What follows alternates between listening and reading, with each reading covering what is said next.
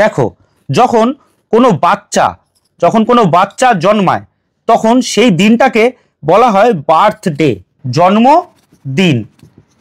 এবারে এই দিনটার পর থেকে যখন 1 বছর পার হয়,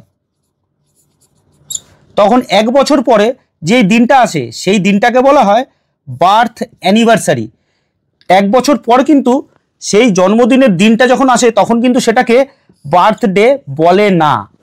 আর জন্মানোর পর থেকে 1 বছর, 2 বছর অথবা 10 বছর অথবা 50 বছর, যত বছরই হোক না কেন, সেই বছর পরে যেই দিনটা তার কাছে আসবে সেই দিনটা তার কাছে হবে হ্যাপি বার্থ অ্যানিভার্সারি। ঠিক একইভাবে যখন কোনো মানুষের বিয়ে হয়, যেই দিনকে সেই মানুষের বিয়ে হচ্ছে সেই দিনটা তার কাছে হবে ম্যারেজ ডে।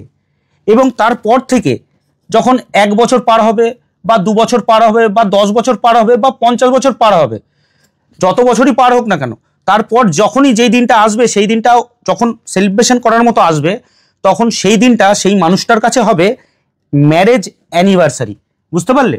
তাহলে যখন কারোর বিয়েতে কাউকে তুমি যাচ্ছ, সেই বিয়েতে গিয়ে তাকে তুমি বলবে যে হ্যাপি ম্যারেজ ডে, কিন্তু সেই বিয়ের অনুষ্ঠানকে যখন তুমি 1 বছর 2 বছর পরে রিসেলিব্রেট করবে, তখন সেই সেলিব্রেশনে যখন যাবে তখন তুমি বলবে যে হ্যাপি ম্যারেজ অ্যানিভার্সারি। বুঝতে পারলে?